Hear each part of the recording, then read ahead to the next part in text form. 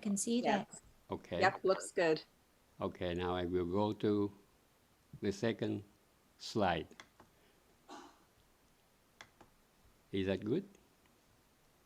Yes. Okay, Yep. perfect. So everybody see it now. Sorry about that.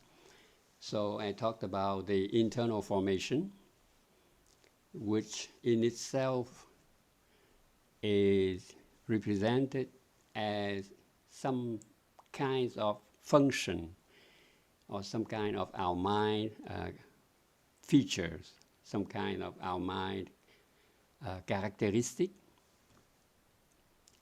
And in the Mahayana teaching, there are 10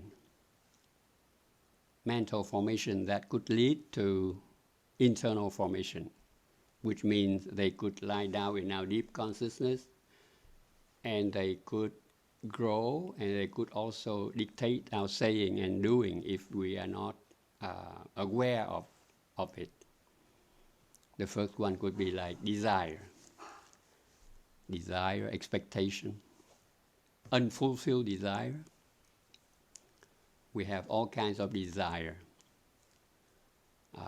We have the desire for fame, for finishing a career, for love, for having money, to be rich, and to have a position in the society, and to fulfill some kind of whatever the society describe or dictate. Like in Vietnam, we need to have a diploma. Without that, it will set as we are nobody. So desire not fulfilled could transform into an internal formation. Like when I was studying for my thesis, I had been given two beautiful offers into different laboratories. But during all my stay at these two famous laboratories, the device that was designed and built has not arrived when my time finishes. So I was not able to complete my aims, my goals. So I went home, presented the results that I got, and even that I was lucky to obtain my thesis, defend it, and successfully. But in my deep consciousness, even now, sometimes I woke up at 3 o'clock in the morning, and sometimes I had a nightmare, like I still have regrets and remorse, not being able to finish what I aim to do. So you can see internal formation in me. Anger, according to our teacher, that's one of the most difficult one and the most important one that could lie down deeply, and when you don't take care of it, when the first time you were angry about something, it could come back and haunt you, and you can see that it's growing. And although I myself have not been involved in big anger, but when I was younger, I used to be very angry when, for example, my children, my daughters, were not successful at school, or when they bike, or when they run outside and they fell. I was so angry. I was not angry about them or against them, but I was angry within myself. Why this happened to my beloved ones? So it's some kind of anger that would transmit it to me, probably from my parents, from my ancestors. Wrong views about ourselves and others, yeah, that happen all the time. We think we have a separate self entity, but we learn with the teaching of Buddhism that we are depending on a lot of things to our existence. Pride. Pride could be inferiority pride, or it could be superiority complex, and that could also give you some kind of internal formation, especially for me, the inferiority pride or complex, because we are not coming from a rich family, and always I compare with my friends in my class, and I feel like, I feel inferior at some points.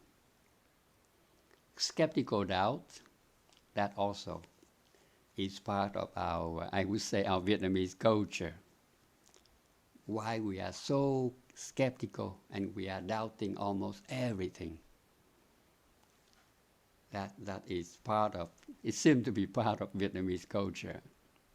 I hope my Vietnamese friend will share more about that. We view ourselves as a separate self, I just said. We also could be caught in dualistic view very often. Existent, non-existent, birth, death, one, several, high, low, up, down, etc. And we also are caught in perverted views that were not right at all. Like, when someone told us to inject the cleaning stuff into our vein to kill the COVID-19, that is really perverted view. We are caught or attached in our own view. And I would like to tell you a story here. If you know Lord Kelvin, the famous scientist, British, and very, very bright, the most intelligent, I would say, among the scientists in Great Britain. And but he has some kind of strong attachment to his own view. And at one time, he tried to calculate the age of the Earth, and he stick to his view, and he doesn't listen to everybody who told him that no, you should take this and this into account. No, my analysis is the best one. I don't listen to anyone. So in some meeting, international conference, they learn about his really attachment to his own view.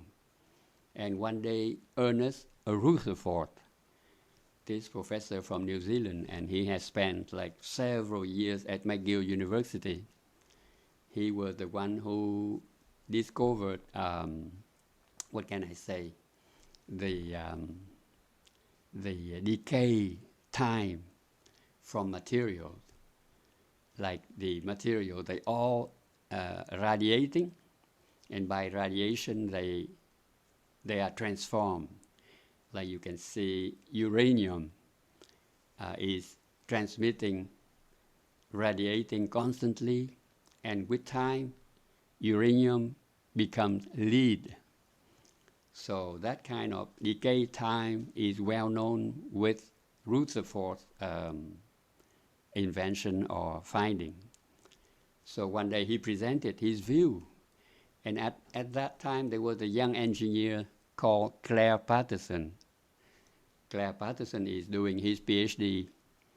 If my memory is good, it is probably at Chicago University. And Claire Patterson used like theory from different people. First of all, we have Pierre and Marie Curie, who discovered the radioactivity of atoms. And then I just mentioned about Ernst Rutherford with his experiment at McGill University, which suggested that the ratio of uranium And lead could be used to find the age of rock. So Patterson went back home and started to collect the, how you call it, the fragments of the meteorite. The meteorite come from the beginning of the Earth. You have meteorites that were not contaminated, and he used the technique from Rutherford, and he was able to find the age of the Earth. So he was the first one who mentioned that, and which is 4.55 billion years. And those fragments come from the solar system at the same time when the Earth was formed. And today it was confirmed by the rock that they collected from the moon. And they used the same technique and they found the same results. So Claire Patterson was wonderful. And but what happened was during the time that he collected rocks in the United States, he found out that all the rocks and the fragments of meteorites are so contaminated with lead. And he doesn't know why, but finally he found out that in 1936, where the first combustion motor was invented, and Henry Ford built the first car, and in the U.S. there's a lot of cars using leaded fuel, and they found out that the atmosphere in the U.S.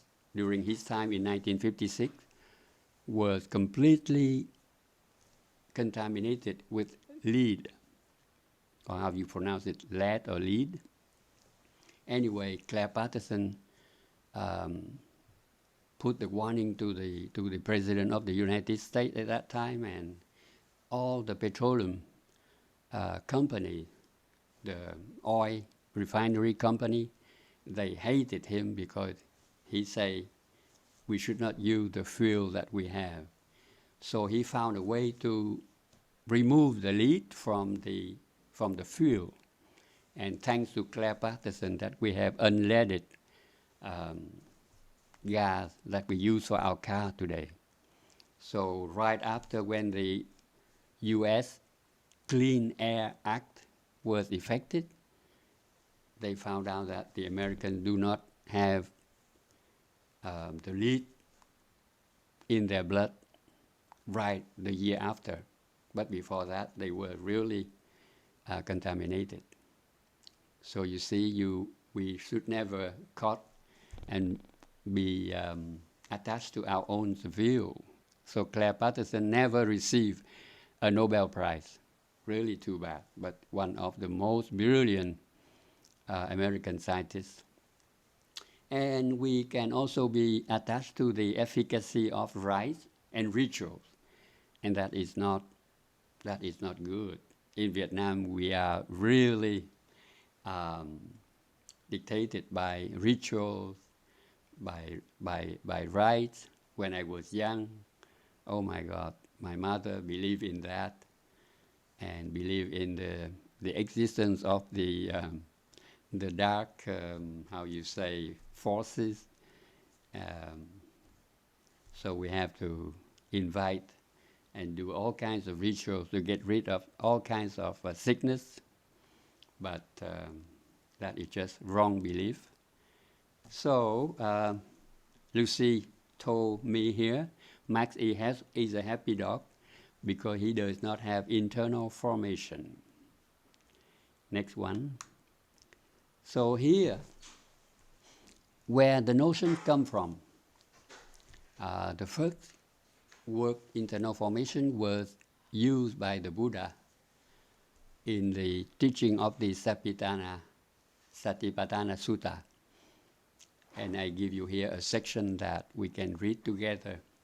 He is aware of the eye and aware of the form. So we have our eyes and the object of our eyes, and then, ta-da, we have internal formation. which are produced independent of the two things. Like at 8 years old, when I first met this beautiful lady in my class, I fall in love, and this was internal formation. I was dizzy, I could not work. I always lost my head when I saw her, so I didn't concentrate on my study. My mother was not happy. Vin, you cannot see this lady anymore. So I was prohibited to do all kinds of things, except going to study. Yes, you can go, but sports, guitar, music, swimming, dancing, dating with some ladies, no. It's the old-fashioned from my parents. And so he is aware of the birth of a new internal formation, and is aware of abandoning an already produced internal formation, and he is aware when an already abandoned internal formation will not rise again. So you see these things happen when our six sense organs are in touch with the object of the senses. And it creates all kinds of feelings, all kinds of sentiments, and that's how internal formations are produced.